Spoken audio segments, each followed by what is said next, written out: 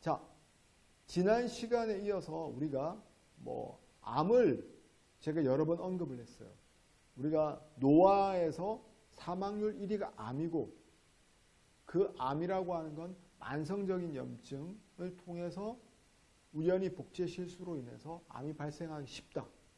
자, 그 만성적인 염증에 뭐가 개입이 되어 있다? 대사증후군. 우리 몸에 고혈압, 당뇨, 고지혈증, 내장 비만을 동반한 대사증후군이 결국은 만성염증과 연결되어 있고 그런 것들이 또 대사증후군이 개선이 되려면 근력 운동을 하고 근감소증 예방이 돼야 되는데 이게 뺑뺑 돌게 돼 있어요. 무한 루프처럼.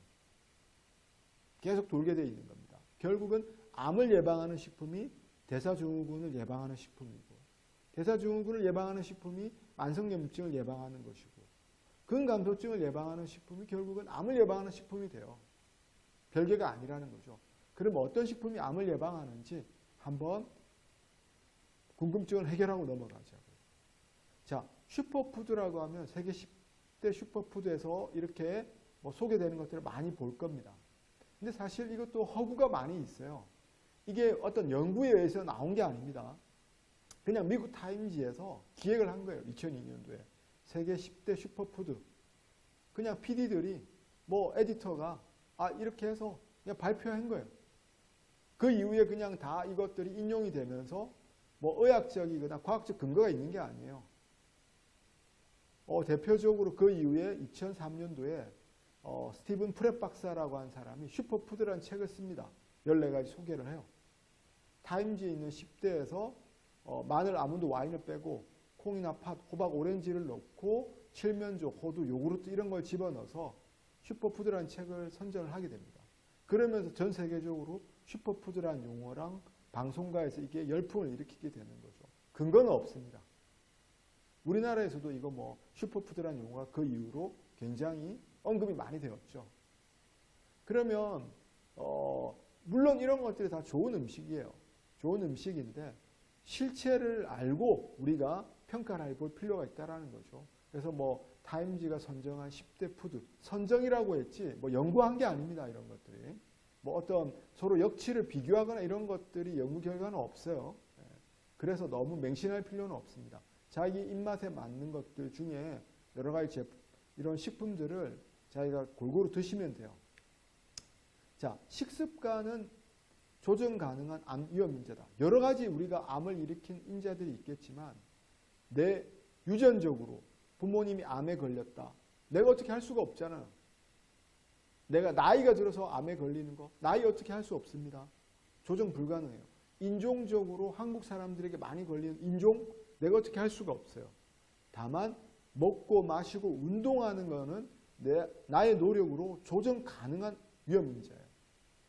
실험을 해봤을 때 똑같은 발암 물질에 노출이 되더라도 마늘을 같이 먹인 쥐는 발암 물질에 의해서 암이 발생하는 걸 직접적으로 억제한다. 이런 실험 결과들도 있습니다.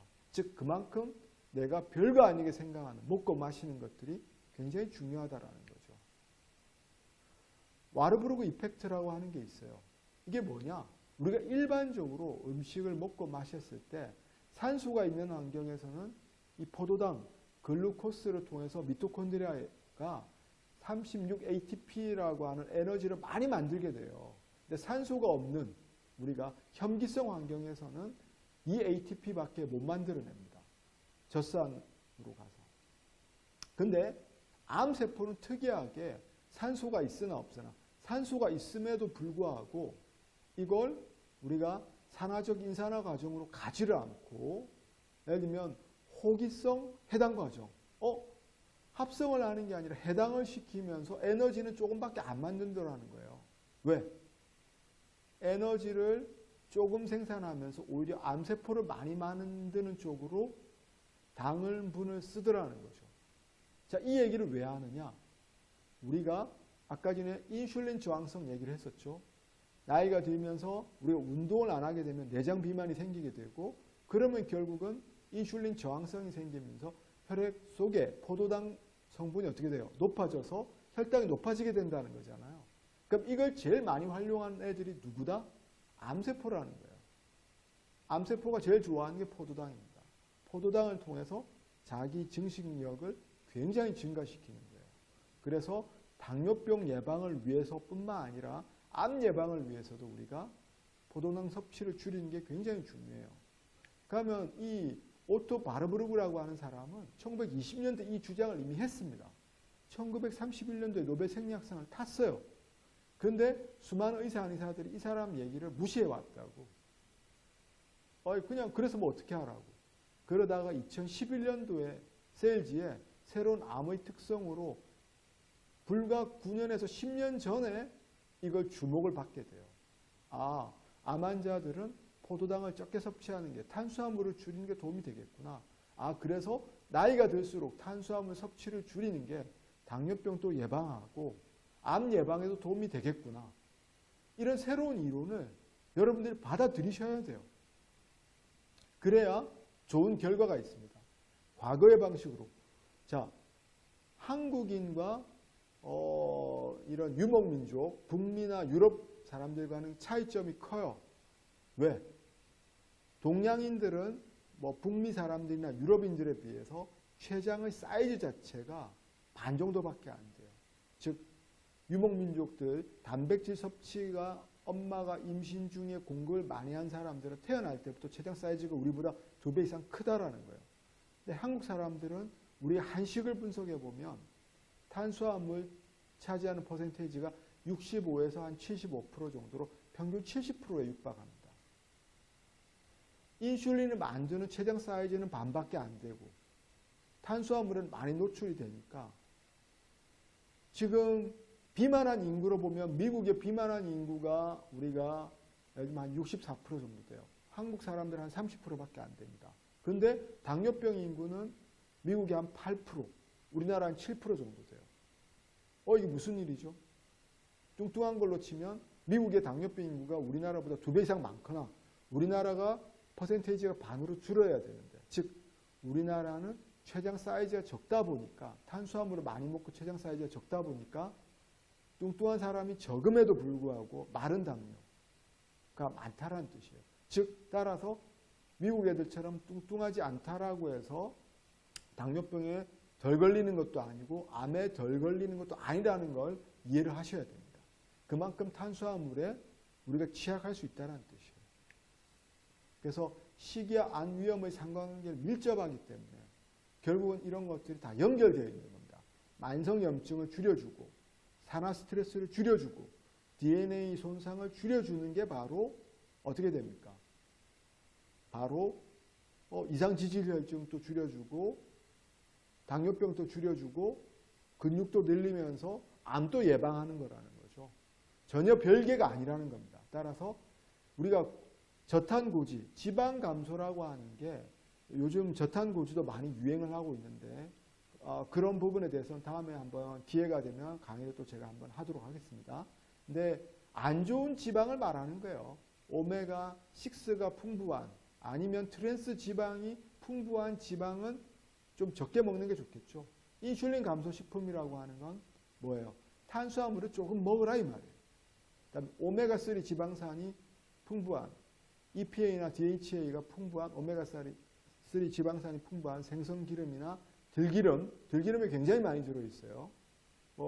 이런 것들을 많이 먹는 게 도움이 되고 식물성 단백질이나 계란, 생선, 오메가3 풍부하죠. 그 다음에 항산화 물질이 풍부한 파이토케미칼 이런 다양한 컬러 푸드들을 많이 먹는 게 도움이 된다. 한약도 그런 의미에서 보면 굉장히 일반적인 식품에 들어있지 않은 파이토케미칼을 섭취할 수 있기 때문에 대부분의 한약재들이 항암식품이에요.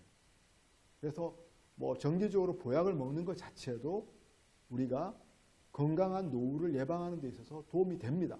일반적인 비타민이나 일반적인 식품에서 섭취할 수 없는 굉장히 다양한 파이토케미칼을 섭취할 수 있겠죠. 비타민 C나 E 함유 식품들, 엽산 이런 것들도 우리가 만성염증과 산화 스트레스를 줄여주고 DNA 손상을 줄여주기 때문에 굉장히 좋은 식품들이죠. 반대로 트랜스 지방이나 오메가6 지방산이 풍부한 동물 지방이나 이런 것들을 많이 먹게 되면 만성염증, 산화 스트레스, DNA 손상으로 암 발생률이 증가한다라는 거죠. 흡연이나 음주는 뭐 당연히 말할 것도 없고요. 그래서 다양한 컬러 푸드에 의해서 우리가 뭐 할 수 있다는 연구 결과들은 많이 알려져 있고요. 뭐 채소 및 과일 섭취량과 암 발생 위험에 대해서도 굉장히 많은 연구들이 되어 있죠. 그러면 이런 것들을 각각에 대해서 다 언급하는 건 오늘 시간이 짧아서 조금 뭐 힘들 것 같습니다. 앞으로 제가 유튜브에서 이런 내용들을 꾸준하게 다룰 생각입니다. 자, 하버드 대학에서 이런 것들로 음식 피라미드를 만들어 놨어요.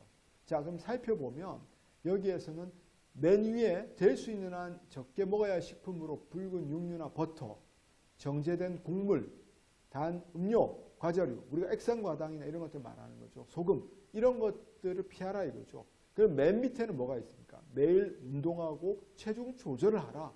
이게 바로 항암식품이라는 거죠. 제일 암을 예방하는 식품. 습관. 자, 미국 국립암연구소에서도 비슷한 걸 만들어 놨어요. 디자이너 푸드 프로그램이라고 해서 항암식품 48종에 대해서 피라미드형으로 배열을 합니다. 여기에선 위에 있는 것들이 항암 능력이 뛰어난 것들이에요. 피라미드 위에 있는 것들이. 마늘, 양배추, 우리가 흔하게 먹는 거잖아요.